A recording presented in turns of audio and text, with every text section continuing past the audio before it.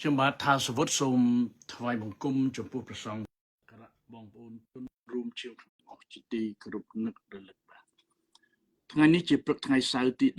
ដុល្លារឆ្នាំ2025ដោយខ្ញុំបានប្រកាសជូនបងប្អូនហើយខ្ញុំបានបង្កើត page បាទ YouTube មួយបាទ channel សំទោស channel YouTube មួយឈ្មោះខ្មែរប្រយុទ្ធខ្មែរភៀតត្រៀតកាលពីថ្ងៃ17ដុល្លារឆ្នាំ2025ដូច្នេះតាមរយៈខ្មែរនឹកសុខคลิปថលសវុតនឹងតាមរយៈខ្មែរប្រយុទ្ធ YouTube ថ្ងៃនេះខ្ញុំសូមបញ្ចេញទស្សនៈខ្លះដោយសារខ្ញុំបានឮដំណឹងថានឹងមានការដោះលែង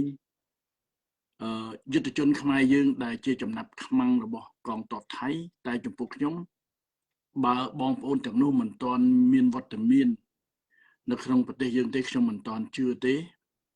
ហើយខ្ញុំបានទទួលដំណឹងច្រើនណាស់តែខ្ញុំអត់ទាន់ផ្សាយពីព្រោះតាមផែនការចក្រពង្ស68របស់ថៃវាមានគំនិតអាក្រក់ច្រើនណាស់បងប្អូនបន្តិចទៀតខ្ញុំនឹងអាននៅកិច្ចព្រមព្រៀងជាច្រើនពីប្រវត្តិសាស្ត្ររវាងខ្មែរសៀមរវាងសៀមបារាំងរវាងសៀមជប៉ុនដែលកាលពីសតវត្សទី18និង19បានប្រព្រឹត្តអំពើអាក្រក់ជាទីបំផុតចំពោះប្រទេសកម្ពុជាយើងជាពិសេសក្នុងរាជព្រះបាទនរោត្តមអញ្ចឹងនៅពេលនេះទើបខ្ញុំមានការសោកស្ដាយនៅពេលដែលកាលនោះខ្ញុំជាយុវជនសាធារណរដ្ឋដែលយើងនៅក្មេងអាយុ14 15ឆ្នាំពីតូចយើងធ្លាប់គោរពសម្ដេចសៀនុសម្ដេចឪតែទីបំផុតទើបខ្ញុំយល់ថាសភាពការដែលកាលនោះប្រជាជនខ្មែរយើងបានរំលំរបបរាជានិយមបាទដែលខំកសាងប្រទេសតាំងពីសតវត្សទី17 18 19ក្នុងរាជព្រះអង្គឌួងនឹងក្រោយមកទៀតដោយសារនយោបាយទើបខ្មែរយើងមើលឃើញថាស្ដេចរបស់ខ្លួនលក់ទឹកលក់ដីទៅវិញនេះជាមេរៀនជីវិតមួយសម្រាប់បងប្អូនខ្មែរទាំងអស់ដែលអស់លោកណាក៏ដោយចង់បង្កើតរដ្ឋាភិបាលប្រឆាំងខ្មែរនឹងខ្មែរសូមស្ដាប់អ្វីដែលខ្ញុំអត្ថាធិប្បាយបាទនៅថ្ងៃនេះអំពីប្រវត្តិហេតុអ្វីបានជាដីខ្មែរយើងខេត្ត4មានខេត្តសៀមរាបបាត់ដំបងសេរីសុផុនកំពង់ធំមលូព្រៃដែលបាត់បង់ទៅលើសៀមតាំងពីសតវត្សទី18 19រហូតដល់សតវត្សទី20ទើបត្រឡប់មកកម្ពុជាវិញតើអ្នកណាជាអ្នកធ្វើឲ្យខេត្តទាំងនោះត្រឡប់មកទឹកដីខ្មែរវិញនៅពេលដែលសៀមបានឈ្លានពានទឹកដីខ្មែរយើងតាំងពីសតវត្សទី16ណាបារាំងជប៉ុនចិនរុស្ស៊ីវៀតណាមឬក៏សៀមដែលជាអ្នកធ្វើអន្តរាគមន៍ដើម្បីឲ្យខេត្តទាំងនោះត្រឡប់មកវិញនៅក្រោយស្រុកយើងឯករាជ្យឆ្នាំ1954អញ្ចឹងដោយសារខ្ញុំបានឮប្រសាសន៍របស់សម្ដេចតេជោហ៊ុនសែននិយាយអំពីរឿងជប៉ុនកាត់សៀមរាបបាត់ដំបងបន្ទាយមានជ័យបាទបានន័យថាស៊ីសុផុនហ្នឹងសេរីសុផុនហ្នឹងទៅឲ្យសៀមដែលបងប្អូនស្ដាប់ដូចតទៅបាទ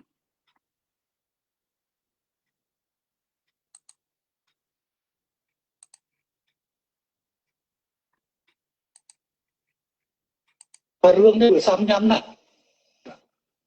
កិច្ចព្រមព្រៀងអនុសញ្ញាបារាំងសៀម1904និងសន្ធិសញ្ញាបារាំងសៀម1907ភ្ជាប់ដោយផែនទីប៉ុន្តែខាងថៃចិញ្ចឹមឲ្យទៅយកដីយើងជានិច្ចឆ្លៀតពេលដែលជប៉ុនមានព្រៀបគឺខ្ញុំរំលឹកអាកន្លែងនេះបន្តិចជឿននិយាយកិច្ចព្រមព្រៀងបារាំងសៀម1900អនុសញ្ញាបារាំងសៀម1904ខេត្តត្រាតជាខេត្តរបស់ក្រមអាណានិគមរបស់ប្រាំគឺធ្លាក់មកកម្ពុជានៅខេត្តមួយទៀតនៅឡាវខ្ញុំសំទុកខ្ញុំចាំពួកបានគឺមកនៅខាងប្រាំ ប៉ុន្តែបែរជាខេត្តសៀមរាបបាត់ដំបងស្រីសុផាន់គឺទៅនៅខេត្តថៃទៅវិញតែក្រោយមកបានកែតម្រូវនៅឆ្នាំ1907ឆ្នាំ1907នោះគឺបារាំងសៀមបានចុះហត្ថលេខាបកគលខេត្តត្រាតទៅឲ្យថៃនិងខេត្តមួយទៀតនៅឯក្រុមចាត់ពោះនៅឯឡានទៅឲ្យថៃប៉ុន្តែថៃត្រូវបកគលសៀមរាបបាត់ដំបងព្រះវិហារសាស្ត្រស៊ីសផុតសរិសផុតមកឲ្យកម្ពុជាវិញចុះបានជាមានផែនទីតាំងពីពេលនោះមកផែនទីប៉ុន្តែឆ្លៀតពេលដែលជប៉ុនមានព្រៀបក៏ចាប់ផ្ដើមមានសន្ធិសញ្ញាតូក្យូដែលខេត្តមួយចំនួនរបស់កម្ពុជាមានតែខេត្តសៀមរាបខេត្តបាត់ដំបងខេត្តព្រះវិហារមួយភាគរបស់កំពង់ធំនិងមួយភាគរបស់ស្ទឹងតែងត្រូវធ្លាក់ទៅលើសៀមវិញជាផុតសំណាងរបស់យើងដែលជប៉ុនចាញ់សង្គ្រាមទើបមានកិច្ចព្រមព្រៀងវ៉ាស៊ីនតោនតែទឹកដីតែនេះបានវិលត្រឡប់មកប្រទេសខ្មែរវិញបាទគឺជាការពិតតែចងចាំមិនខ្លះយើងត្រូវហ៊ាននិយាយការពិតនៃប្រវត្តិសាស្ត្របាទគឺជាការប្រវត្តិសាស្ត្រអញ្ចឹងឥឡូវចំណុចនេះជាចំណុចដែលយើងត្រូវដើរឲ្យដល់នៅគោលដៅមួយដែលទៅពង្រឹងជាតិសាសន៍របស់យើងឲ្យស្មោះត្រង់ជាមួយជាតិរបស់យើងបាទខ្ញុំតាមរយៈការដាស់តឿនជាប្រចាំតម្កល់ផលប្រយោជន៍ជាតិជាធំបាទតាមឯកសារសិភៅដ៏សំខាន់នេះ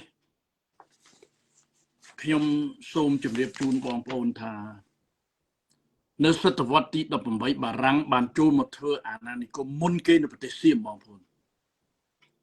ណានៅឆ្នាំ1800ប្រហែលនេះខ្ញុំអត់ចាំទេណាបាទអត់បានបើកសភៅនេះមើលទេប៉ុន្តែក្រោយមកសៀមបានធ្វើរដ្ឋប្រហារបាទសៀមបានធ្វើរដ្ឋប្រហារនៅសតវត្សទី18អញ្ចឹងក៏មានចម្បាំងរវាងបារាំងនិងសៀមច្រើនណាបងប្អូនទប់ទល់គ្នាប៉ុន្តែសៀមក្រោយពេលដែលបារាំងមកមានអង់គ្លេសមកមានជប៉ុនមកប៉ុន្តែសៀមគេឯកភាពជាតិរបស់គេទោះបីសៀមគេធ្វើរដ្ឋប្រហារដោយប្រមាណនៅសតវត្សទី20 21នេះសៀមធ្វើរដ្ឋប្រហាររាប់ភ្លេចប៉ុន្តែដើម្បីផលប្រយោជន៍សៀមអញ្ចឹងនៅសតវត្សទី18នៅពេលដែលសៀមធ្វើរដ្ឋប្រហារដេញបារាំងចេញពីអាណានិគមអញ្ចឹងមានការច្បាំងគ្នាទៅវិញទៅមកប្រទេសយើងត្រូវសៀមដណ្ដើមឈ្លានពានយកខេត្តជាច្រើនតាំងពីសតវត្សទី17ណា15 16 17មុននឹងបារាំងមកទៅទៀតអញ្ចឹងបញ្ហានេះខ្ញុំសូមជម្រាបជូនបងប្អូនថានៅពេលដែលព្រះអង្គឌួងត្រូវសៀមបញ្ជូនឲ្យមករៀបចំនគរខ្មែរយើងនៅសតវត្សទី18ដោយសៀមសង្ឃឹមថានឹងដាក់ខ្មែរយើងជាចំណុះការពិតមានមែនសួយសាកចំនួននោះខ្មែរត្រូវតែប្រគល់ទៅឲ្យសៀមរហូតដល់សម័យអាណានិគមបារាំងណាអញ្ចឹងបានមានសន្ធិសញ្ញាដែលខ្ញុំនឹងអានជូនបងប្អូនឲ្យជ្រាបពីរឿងកិច្ចព្រមព្រៀងដែលពេលដែលសៀមបានធ្វើរដ្ឋប្រហារដេញបារាំងចេញក៏មានសង្គ្រាមរវាងបារាំងនិងសៀមក្រោយមកបារាំងបានចុះមកតំបន់ដែលគេបានចាត់ទុកថាជាឥណ្ឌូចិនមានកម្ពុជាមានវៀតណាម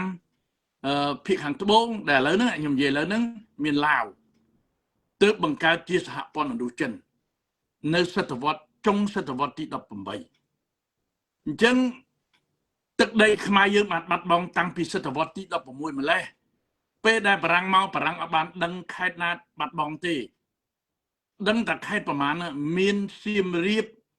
មានបាត់ដំបងមលូព្រៃកំពង់ធំនឹងស៊ីសុផុនបាទសេរីសុផាន់ដែលបារាំងយកមកនិយាយ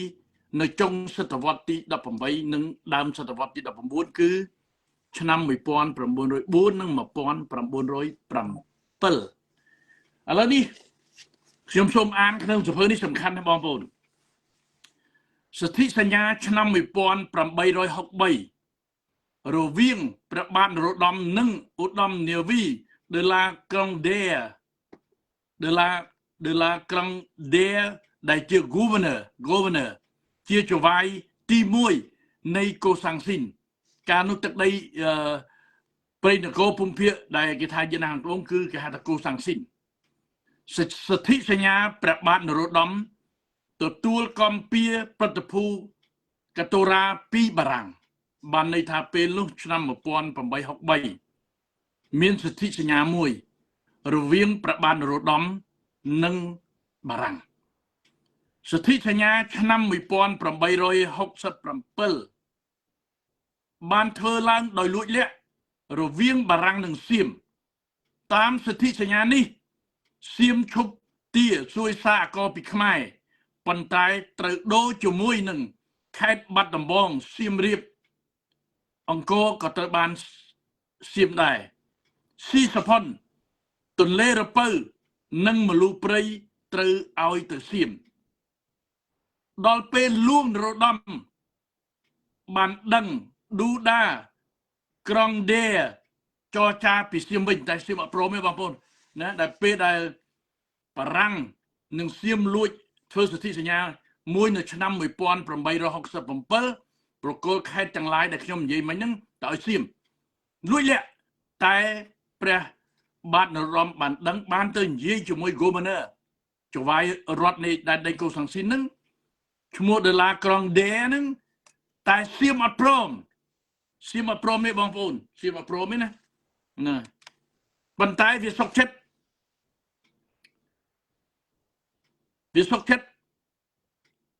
ឲ្យខ្មែរអាចចាប់បានត្រីក្នុងបឹងទន្លេសាប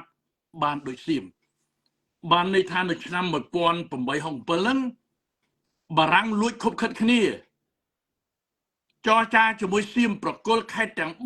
4ទាំង5ហ្នឹងទៅឲ្យសៀមដោយឈប់ឲ្យសៀមទាមទារសួយសារអកពីខ្មែរចឹងសៀមវាព្រមតែពេលនោះព្រះបាទនរោត្តមព្រះអង្គទ្រង់ជ្រាបក៏ទៅតវ៉ាជាមួយនឹងមេបារាំងហ្នឹងមេបារាំងទៅនិយាយមួយសៀមអត់ព្រមទេតែវាគ្រាន់តែយល់ព្រមថាឲ្យខ្មែរអាចចាប់ត្រីបាននៅទន្លេសាបនេះជាប្រវត្តិសាស្ត្រមួយដែលខ្មែរគ្រប់រូបត្រូវដឹងពីគំនិតសៀមកិច្ចសន្យាឆ្នាំ1904កំពង់ផែត្រាតហើយនឹងទឹកដីនៅទិសខាងត្បូងព្រមទាំងកោះទាំងឡាយដែលនៅជិតឆ្នេរចាប់តាំងពីជ្រោយឡំសើងទៅបានត្រូវប្រគល់មកឲ្យឥណ្ឌូចិនវិញបាទខេត្តត្រាតខេត្តអីហ្នឹងគឺមកឲ្យឥណ្ឌូចិនគឺឲ្យបារាំងណានៅក្រោមអាណានិគមបារាំង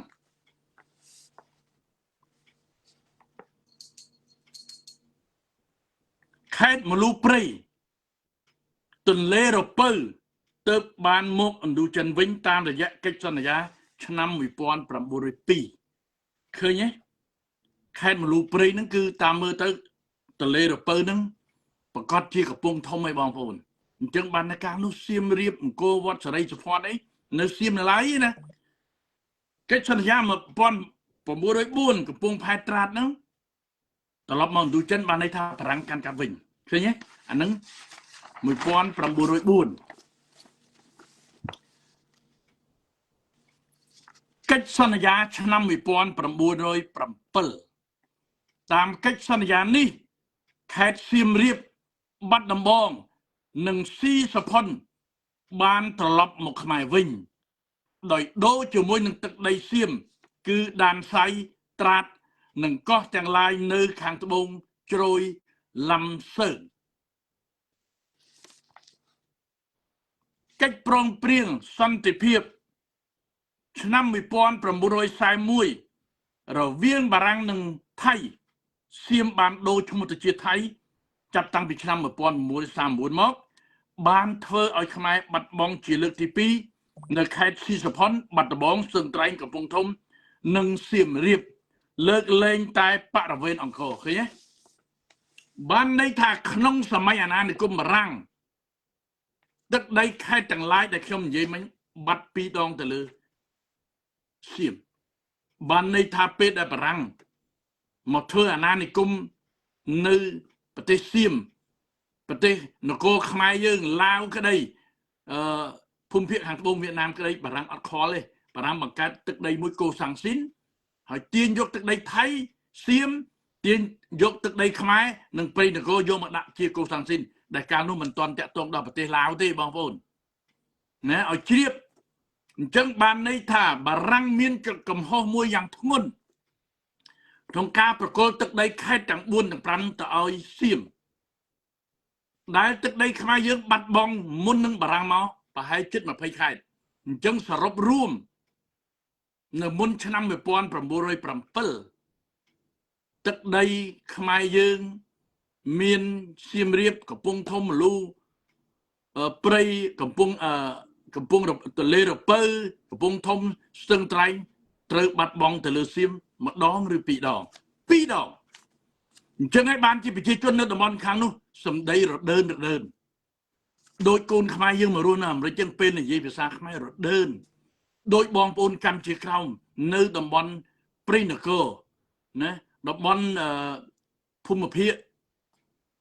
ដែលគេថាវៀតណាមត្បូងហ្នឹងនិយាយភាសាខ្មែរមិនច្បាស់ដូចយើងអ្នកនៅភ្នំពេញទេបានន័យថាជាតិសាសន៍ខ្មែរនៅក្រោមអាណានិគមប្រទេសទាំងពីរនិយាយភាសារដើនដោយកូនប្រុសកូនស្រីខ្ញុំដែលមករស់នៅអាមេរិកពេលដែលវារៀនភាសាអង់គ្លេសវានិយាយភាសាខ្មែរអត់ដូចខ្មែរយើងទេដូច្នេះខ្មែរទាំងឡាយត្រូវយល់មិនមែនដោយសារសម្ដីរដើននោះទេគឺបេះដូងយើងដែលជាខ្មែរណាទោះបីភាសាយើងនិយាយមិនច្បាស់ក៏ដោយកូនប្រុសស្រីយើងដែលមករស់នៅស្រុកបារាំងអូស្ត្រាលីកាណាដាអាមេរិកដែលយើងជាឪពុកជាខ្មែរនេះពេលដែលវានិយាយភាសាខ្មែរតើដូចយើងដែលទេអត់ទេអញ្ចឹងបានខ្ញុំសិក្សាច្បាស់ថាហេតុអីបានជាខ្មែរយើងនៅប្រទីមានជ័យនៅសរិនបូរីរ៉ាំនិយាយខ្មែររដើនពីព្រោះវានៅក្រោមអាណានិគមសៀម2 ដងសូមជ្រាបអញ្ចឹងខ្ញុំសូមជម្រាបជូនថាឥឡូវនេះបញ្ហាដែលសំខាន់នៅពេលដែលសម្ដេចតេជោលោកជានាយករដ្ឋមន្ត្រីពេលនោះហើយណាកិច្ចព្រមព្រៀងមួយ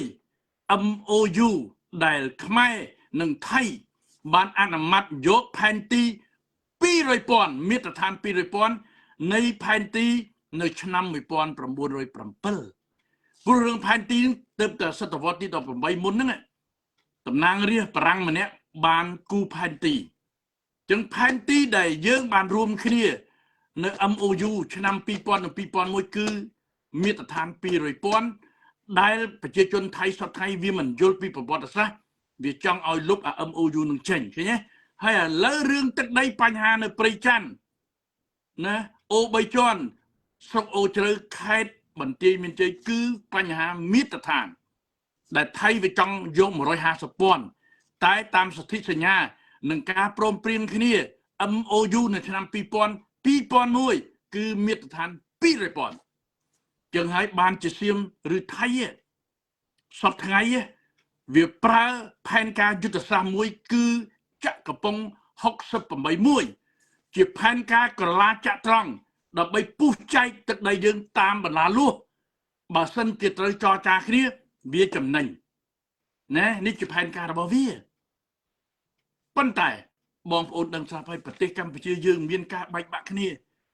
តាំងពីសម័យព្រះបាទនរោត្តមសម័យដូចខ្ញុំនិយាយចឹងអាណានិគមបារាំងណាសម័យអ៊ីស្រាខ្មែរយើងមិញខ្មែរក្រហមខ្មែរសាធារណរដ្ឋខ្មែររណសេរីទីបំផុតប្រជាជនដ៏អភ័ព្វរបស់ខ្មែរយើងត្រូវបាត់បង់ជីវិតច្រើនណាស់ក្រោយឆ្នាំ1970ណាអញ្ចឹងនៅពេលដែលខ្ញុំឮប្រសាសន៍សម្ដេចតេជោហ៊ុនសែន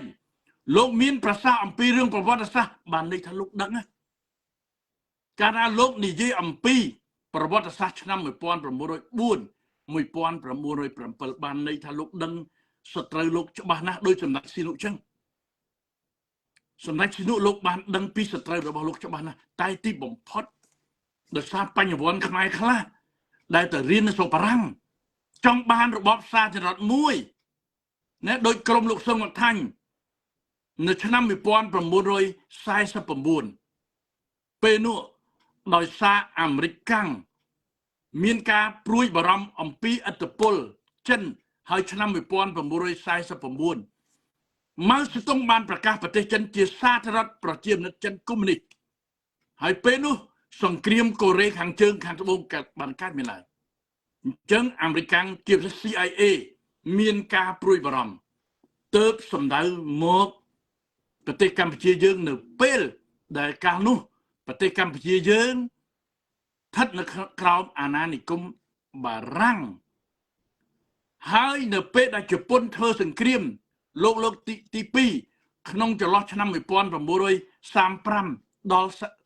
45ជប៉ុនបានចូលទឹកដីសៀមមុនគេថៃមុនគេក្រោយមកកម្ពុជាចំនួនម្ដាយខ្ញុំបាទគាត់បានឃើញជប៉ុនខ្លះទៅហ៊ានជប៉ុនទៅមកបន្តិចដល់ជប៉ុនចាញ់ទៅត្រឡប់ទៅវិញអញ្ចឹងនៅពេលដែលជប៉ុនឈ្លានពានសៀមថៃនេះមុននឹងខ្លាយពីសៀមបានទៅខົບខិតគ្នាជាមួយជប៉ុនដើម្បីទាមទារយកខេត្តដែលបារាំងធ្លាប់បកគលឲ្យធ្លាប់យកមកវិញហ្នឹងដូចជាខេត្តសៀមរាបបាត់ដំបងហ្នឹងយកមកកាន់កាប់វិញជប៉ុនយល់ព្រមបាទឆ្នាំ1945ពេលដែលកងទ័ពអាមេរិកទម្លាក់គ្រាប់បែកប៉ារ៉ាម៉ាណូ2គ្រាប់ដោយសារខឹងនឹងជប៉ុនទម្លាក់គ្រាប់បែកនៅហាវ៉ៃពីលហាប័រទីបំផុតជប៉ុនត្រូវបរាជ័យពេលនោះបារាំងត្រឡប់មកវិញពេលដែលបារាំងត្រឡប់មកវិញនៅក្នុងអាណានិគមបារាំងនៅឡើយហើយខេត្តបាត់ដំបងសៀមរាបមលូព្រៃស្ទឹងត្រែងសេរីសុភ័ណ្ឌសៀមរាបគឺស្ថិតនៅក្រោមអាណានិគមសៀមនៅឡើយទេដោយសារមានសន្ធិសញ្ញាឆ្នាំ1941ណាតែពេលក្រោយមកជប៉ុនចូលមកវាសៀមថៃនឹងវាឆ្លៀតទៅចាក់រុកជប៉ុនឲ្យជប៉ុនប្រគល់ទឹកដីនឹងមកវិញអញ្ចឹងវាមកត្រួតរហូតដល់ឆ្នាំ1949ពេលនោះហើយដែលអាមេរិកបានឈ្មោះមករកប្រទេសកម្ពុជាតំបន់ឥណ្ឌូចិនក្រោយពេលដែលមានសង្គ្រាមកូរ៉េខាងជើងនិងខាងត្បូងកើតឡើងហើយត្រូវបញ្ចប់អញ្ចឹងអាមេរិកបែរមុខមករកប្រទេសកម្ពុជាគឺអាមេរិកនេះហើយតាមសន្ធិសញ្ញា Washington ទៅខេត្តសៀមរាបកំពង់ធំបាត់ដំបងស្រីសុភ័ណ្ឌស្ទឹងត្រែងត្រឡប់មកកម្ពុជាវិញក្រោយស្រុកយើងឯករាជ្យឆ្នាំ1954អញ្ចឹង1949ហ្នឹងអាមេរិកចូលមកអាមេរិកបានឲ្យជំនួយបារាំង$25 លានតាមរយៈបារាំងហ្នឹងហើយបានរៀបចំសម្ភារវុធកងទ័ពណាជួយបារាំងបានន័យថាគណៈព្រឹទ្ធភូអាមេរិកជាច្រើនបានមកកម្ពុជាយើងនៅឆ្នាំ1949 52 53ដែលពេលនោះអាមេរិកបានជួយណាបំពេញនៅការខ្វះខាតផ្នែកយោធាទៅឲ្យបារាំងក្រោយមកទៅសម្ដេចស៊ីនុលោកបង្កើតចលនាឃើញទេទាមទារឯករាជ្យបាននៅឆ្នាំ1954នៅពេលនោះលោកសឹងអុកថាញ់បានតំណាក់តំណងជាមួយភ្នាក់ងារសម្ងាត់អាមេរិកបង្កើតកងទ័ពអត់ត្រឡប់មកវិញទេណាអត់ត្រឡប់មកកសាងប្រទេសទេអញ្ចឹងអតីតសិស្សជាច្រើនក្រុមលោកហងធនហៈក្រុមលោកដុំតាល់ក្រុមអ្នកស្នេហាជាតិជាច្រើនដែលជាអតីតសិស្សដែលរៀននៅវិទ្យាល័យស៊ីសវត្តណាពេលស្អប់បារាំងរត់ចូលព្រៃខ្លះទៅតស៊ូជាមួយខ្មែរអ៊ីស្រាអែលខ្លះទៅតស៊ូជាមួយនឹងលោកសុងអុកថាញ់ពេលដែលស្រុកយើងប្រកាសឯករាជ្យក្រុមលោកហងធនហៈឡុងបេរ៉េតបានត្រឡប់មកវិញរៀនសូត្ររហូតដល់ខ្លាយជាបញ្ញវន្តតែលោកសឹងអុកថាញ់អត់ត្រឡប់មកវិញទេលោកសឹងអុកថាញ់ទំនាក់ទំនងជាមួយនឹង CIA អាមេរិកដើម្បីបង្កើតកងទ័ពនៅភ្នំដងរែកទីបំផុតត្រូវរបបសម្ដេចស៊ីនុចោទតែក្បត់ជាតិតើជាល្បិចនយោបាយរបស់សម្ដេចស៊ីនុឬក៏ការក្បត់ជាតិមែនទែនតែក្រោយមកដោយសារយល់ឃើញ ពីភាពចិត្តខាងប្រទេសចិត្តខាងនៅតំបន់អាស៊ីទៅសម្ដេចស៊ីនុទំនាក់ទំនងជាមួយនឹងចិនកុម្មុយនីសជាពិសេសជាមួយសមាមិត្តជូអេនឡាយនៅម៉ៅសេតុងតែជាអភ័ព្វដោយសារមានក្រុមប៉ុលពតដែលជាក្រុមក្បាលរឹងកុម្មុយនីសដ៏ឆ្អិនឆ្អៅនៅតែប្រឆាំងសម្ដេចស៊ីនុណារហូតដល់ចាប់សម្ដេចស៊ីនុដាក់គុកក្នុងវាំងហើយជាអភ័ព្វអ្នកដែលជួយសម្ដេចស៊ីនុពីឆ្នាំ1970ត្រូវស្លាប់ត្រូវមានទោសជាពិសេសសមាមិត្តជូអេនឡាយនិងសមាមិត្តម៉ៅសេតុងដែលឆ្នាំ76ត្រូវបានស្លាប់អញ្ចឹងអ្នកដែលជួយសម្ដេចស៊ីនុទោះបីកុម្មុយនីសក៏ដោយស្រឡាញ់សម្ដេចស៊ីនុត្រូវបានស្លាប់ពេលនោះចិនបានធ្វើបដិវត្តន៍មួយកើតឡើងរបបម៉ៅសេតុងក៏ត្រូវដួលរលំទៅហើយចិនត្រូវតែបង្ខំជួយពួកប៉ុលពតកាលនោះបើប៉ុលពតមានចិត្តស្រឡាញ់សម្ដេចស៊ីនុដូចលោកខៀវសុផតអត់មានរឿងអញ្ចឹងទេបងប្អូនបាទកាលនោះបើសិនជាប៉ុលពតពិតជាអ្នកជាតិនិយមមែនត្រូវតែធ្វើសម្បទានណាត្រូវតែឲ្យសម្ដេចស៊ីនុរៀបចំរដ្ឋាភិបាលក្រោយថ្ងៃ17មេសា75ដែលសម្ដេចប៉ែននុតជានាយករដ្ឋមន្ត្រីលោកខៀវសំផនជាឧបនាយករដ្ឋមន្ត្រីទោះបីគាត់មានឈ្មោះត្រូវប៉ូលីសសម្ដេចស៊ីនុចាប់គាត់ក៏ដោយតែទីបំផុតពួកកុម្មុយនីសគេប្រើខៀវសំផនសម្ដេចស៊ីនុក៏ប្រើខៀវសំផនដែរតែសម្ដេចស៊ីនុអត់បានបញ្ចូលពួកប៉ុលពតនួនជាអៀងសេរីដាក់នៅក្នុងរណសេរីជាតិរំដោះនៃរដ្ឋាភិបាលក្រុងរបស់សម្ដេចសៀនុដែលមាននាយករដ្ឋមន្ត្រីជាសម្ដេចប៉ែននុតឡើយព្រោះមិនទុំចិត្តព្រោះយល់ថាពួកប៉ុលពតនួនជាអៀងសេរីសុនសេនគឺជាពួកដែលបរទេសបង្កើតទីបំផុតការកាប់សម្លាប់មួយបង្កើតមានឡើងក្រោយថ្ងៃ17មេសា75នេះហើយជាមូលហេតុដែលខ្ញុំចង់និយាយដើម្បីប្រាប់អ្នកដែលចង់បង្កើតរដ្ឋាភិបាលថ្មីតើកលៈទេសៈនេះយើងគួរតែបង្កើតរដ្ឋាភិបាលមួយផ្ដួលរំលំអ្នកកាន់អំណាចសពថ្ងៃទេដែលអ្នកកាន់អំណាចសពថ្ងៃទោះបីល្អអាក្រក់ក៏ដោយខិតខំប្រឹងប្រែងរៀបចំប្រទេសរហូតដល់ថៃវាយ5ថ្ងៃអត់របើកអញ្ចឹងថៃរកមធ្យោបាយគ្រប់យ៉ាងដើម្បីធ្វើយ៉ាងណាឲ្យខ្មែរកាប់សម្លាប់គ្នាតទៅទៀតដូចថ្ងៃ17មេសា75ដូចថ្ងៃ18មីនាឆ្នាំ1970សុទ្ធតែពីបរទេសជាពិសេសតាក់ទងនឹងអាមេរិកអញ្ចឹងនៅឆ្នាំ1949អាមេរិកបានឲ្យជំនួយមកប្រទេសបារាំង$25លានដើម្បីជួយខ្មែរសួរថាតើបារាំងយកលុយ25លានហ្នឹងជួយខ្មែរទេ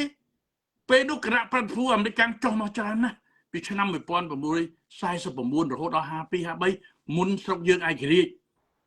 ណាអញ្ចឹងបញ្ញវន្តសិស្សនិស្សិតខ្លះបានចូលរួមជាមួយអាមេរិកហើយមើលឃើញសម្ដេចស៊ីនុកំហុសសម្ដេចស៊ីនុដែលព្រះអង្គបានទំនាក់ទំនងជាមួយចិនកុម្មុយនីសនិងចលនាវៀតកុង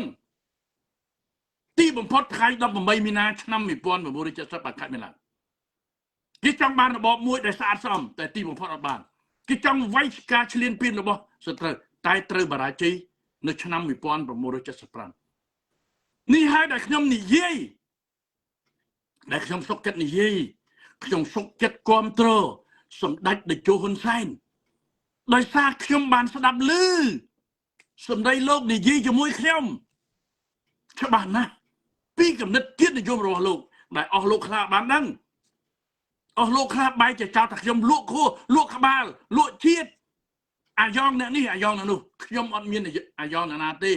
ខ្ញុំអាយុ71ឆ្នាំហើយអ្នកឯងប្រមាថមើលងាយខ្ញុំក៏ដោយតែកុំឲ្យប្រមាថទឹកដីរបស់ខ្ញុំ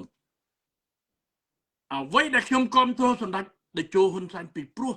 ខ្ញុំមានការពិសោធន៍ល្អទៅជាអាក្រក់អាក្រក់ទៅជាល្អដែលខ្ញុំបានសិក្សារៀនសូត្ររឿងទេវតាអាក្រក់និងទេវតាល្អរួចហើយឥឡូវនេះសម្ដេចតេជោបានខ្លាយទៅជាទេវតាល្អចង់ប្រព្រឹត្តអំពើល្អដើម្បីជាតិហេតុអីបានជាអ្នកឯងមិនជួយអ្នកឯងទៅប្រឆាំងណាអញ្ចឹងនៅពេលដែលសំរាំងស៊ីចាប់ដៃជាមួយសម្ដេចតេជោនៅពេលដែលសំរាំងស៊ីសុំទោស សម្ដេចតេជោតើអ្នកឯងយល់យ៉ាងម៉េចដែរណាដូច្នេះចំពោះខ្ញុំបញ្ជាក់ប្រាប់ថាស្រុកយើងបានឯករាជ្យខេត្តសៀមរាបបាត់ដំបងសេរីសុភ័ណ្ឌកំពង់ធំណាស្ទឹងត្រែងត្រឡប់មកទឹកដីខ្មែរយើងមិនមែនបារាំងមិនមែនសៀមមិនមែនជប៉ុនជួយអន្តរាគមន៍ទេគឺសហរដ្ឋអាមេរិកតាមសន្និសីទទីក្រុង Washington ដែលលោកត្រាំបាននិយាយហើយលោកត្រាំបានដឹងប្រវត្តិសាស្ត្រខ្មែរសៀម500ឆ្នាំបានន័យថាគាត់ដឹងច្បាស់ណាស់ពីគំនិតរបស់ថៃណា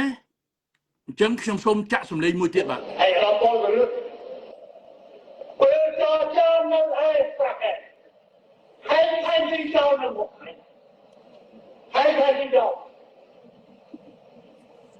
ចូលទៅហើយនោះ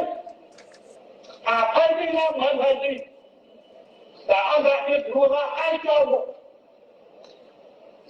បាទចូលរំលែកថៃដាក់ហើយទីនៅមុខជឿក៏ហើយកាទីនៅមុខចូលរំលែកថៃបាទឃើញទេណានៅក្នុងអត្ថបទមួយនោះក្រោយឆ្នាំ1954អតីតសិស្សវិទ្យាល័យស៊ីសវ័តដែលរត់ចូលព្រៃជាមួយលោកសឹងលោកថាញ់បានចុះចូលជាមួយនឹងរដ្ឋាភិបាលវិញជាពិសេសមានក្រុមលោកហងតុនហៈលងបរេតដុំតាល់បានចុះចូលជាមួយសម្ដេចឈិនហើយត្រឡប់មកស្រុកវិញរៀនសូត្រខ្លាយជារាជការឃើញទេឥឡូវនេះប្រទេសយើងត្រូវការអភិវឌ្ឍមិនត្រូវការអ្នកអែបអបចាត់ដាក់ដូចឆ្នាំ97នោះទេឥឡូវហ្នឹងសិស្សនិស្សិតខ្មែរបានរៀនសូត្រសូម្បីតែទាហានណាក៏ត្រូវការប្រឡងដែររឿងពុករលួយផ្សេងជារឿងបុគ្គលតែសប្តាហ៍ថ្ងៃនេះមិនមែនជាការចាត់តាំងចាប់ដាក់ទេណាគឺទៅលើសមត្ថភាពនេះអញ្ចឹងអ្នកខ្លះចង់ចូលរួមជាមួយសមត្ថភាពអ្នកខ្លះវាយដូណាត់ខ្លះឆាបាយខ្លះកម្មករសំណង់ខ្លះគ្រាន់តែជាកម្មកររោងចក្រនៅប្រទេសកូរ៉េខាងត្បូងនៅថៃនៅអាមេរិកនាំគ្នាចង់រំលំរដ្ឋាភិបាលរាជរដ្ឋាភិបាលដើម្បីអ្វី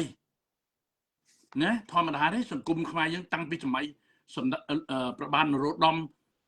ប្របាទស៊ីសវ័តណាប្របាទមនីវង្សសម្ដេចសៀនុរបបលោកលន់នល់របបលោកប៉ុលពតរបបសមមិត្តប៉ុលពតតើសង្គមយើងបានល្អទេណាអ្នកឯងសង្ឃឹមថាមនុស្សម្នាក់រំលំរបបមួយដែលយើងស្អប់នោះអ្នកឯងបានកាន់អំណាចមែនទេចុះអ្នកកាន់អំណាចហ្នឹងគេឲ្យអ្នកឯងរំលំស្រួលមែនទេពីព្រោះអ្នកឯងខុសបាត់ហើយឥឡូវនេះប្រទេសកម្ពុជាគឺជារាជាណាចក្រកម្ពុជាដែលមានស្ដេចសោយរាជហើយអត់បានយកលទ្ធិកុម្មុយនីសយកមកប្រើប្រាស់ទេបើសិនជាគាត់សម្ដេចតេជោហ៊ុនសែនផ្ដាច់ការមែនតើអស់លោកដែលជាអតីតតំណាងរាស្ត្រហ្នឹងបានមកអាមេរិកហ្នឹងដោយទាំងប្រពន្ធកូនទៀតបើគាត់ផ្ដាច់ការដូចកូរ៉េខាងជើងស្មានតែពួកណែរត់បានមកដល់បារាំងមកដល់អាមេរិកណែត្រូវយល់ចំពោះខ្ញុំគ្រប់គ្រងការដឹកនាំរបស់រាជរដ្ឋាភិបាលពីព្រោះនៅពេលដែលសម្ដេចតេជោនិយាយអំពីរឿងប្រវត្តិសាស្ត្រខ្ញុំយល់អំពីទឹកចិត្តលោកអញ្ចឹងក្នុងករណីខ្លះយើងមិនអាចយកសត្រូវពីរក្នុងពេលតែមួយទេបើអ្នកឯងយកសន្និសីទទីក្រុងប៉ារីសមកនិយាយអ្នកឯងនិយាយថាប្រទេសនេះណាឈ្លានពានអ្នកឯងពេលនោះប្រទេសដែលអ្នកឯងចោទថាឈ្លានពានហ្នឹងមិនឲ្យអ្នកឯងបានសុខទេចាំសម្ដីខ្ញុំចាំសម្ដីខ្ញុំយើងមិនអាចមានសត្រូវពីរបានឡើយឥឡូវនេះខ្ញុំសូមចាក់ប្រសាសន៍របស់សម្ដេចធិបតីហ៊ុនម៉ាណែតបន្តិចបាទអ្នកណាស្ដាប់ទៅអ្នកណាមិនស្ដាប់ឲ្យទៅតែចំពោះខ្ញុំគោរពនៅសម្ដីដ៏ទន់ភ្លន់របស់សម្ដេចធិបតីហ៊ុនម៉ាណែតដែលពីមុនមកខ្ញុំយល់ច្រឡំអញ្ចឹងខ្ញុំត្រូវតែការពារនៅពេលដែលខ្ញុំបានដឹងពីការពិតនៃប្រវត្តិបាទសូមសម្ដាប់ដូចតទៅបាទ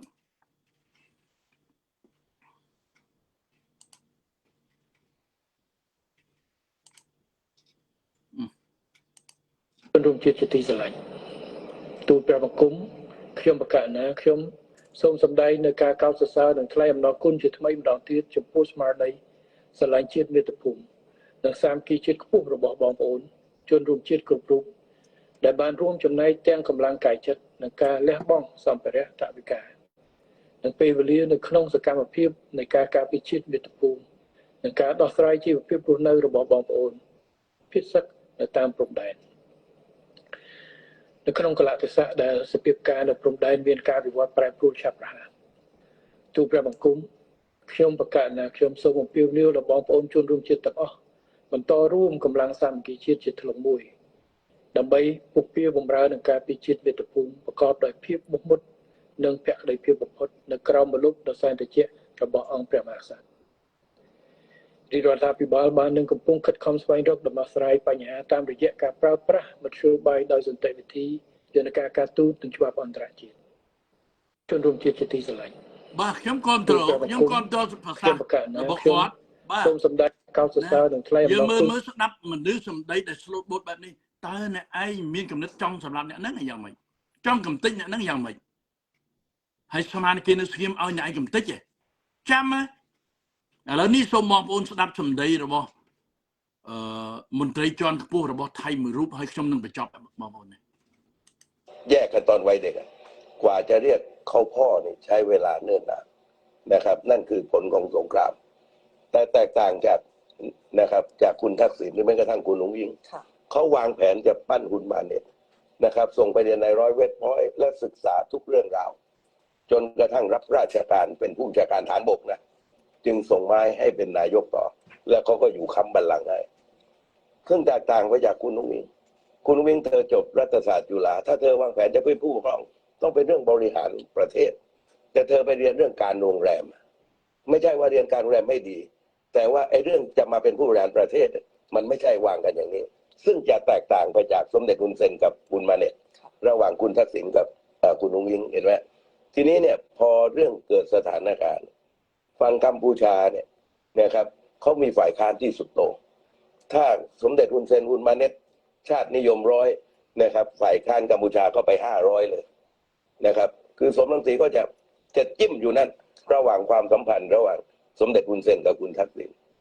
แต่ว่าอย่างไรก็ตามนั้นนะครับคุณนุ้งยิงไม่เข้าใจสถานการณ์นี้และไม่แยกแยะระหว่างผลประโยชน์ชาติกับส่วนตัวได้ค่ะเนี่ยถ้าคุณจตุพรเปรียบมวยอ่ะคุณนุ้งอิงกับคุณมาเน็ตเนี่ยเห็นภาพแต่ถ้าเปรียบมวยพ่อกับพ่อซึ่งเขาเป็นเพื่อนกันคุณทักษิณกับคุณเซนเนี่ยอ้าวแล้วทำไมคุณทักษิณถึงปล่อยให้ลูกสาวเนี่ยออกไปอยู่ท่ามกลางโอ้โหการสี่แยกแล้วโดนคนทั้งประเทศเนี่ยคอมเมนต์ต่างๆนานาผมเคยนั่งคุยกับแม้กระทั่งคุณทักษิณเป็นคุณเซนอยู่ในวงนี่นะเอาละในเรื่องธุรกิจผมมองไม่เห็นในสมเด็จฮุนเซนแต่ในเรื่องการเมืองเนี่ยนะครับสมเด็จฮุนเซนเหนือกว่า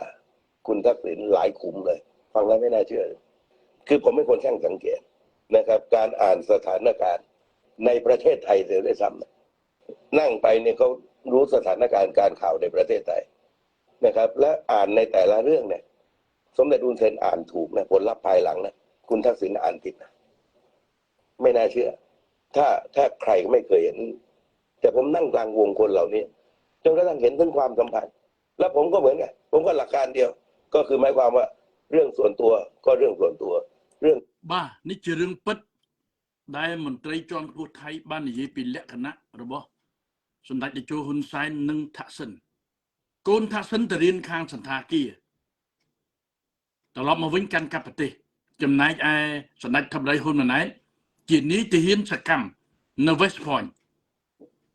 ដែលជាសាលាជាន់ខ្ពស់នីតិហ៊ានរបស់អាមេរិកហើយទៅរៀនប្រទេសអង់គ្លេសខ្មែរអ្នកប្រឆាំងខ្លះអត់ឃើញតម្លៃតែស្ដាប់អ្នកឆាបាយទៅស្ដាប់អ្នកវាយដូណាត់ទៅស្ដាប់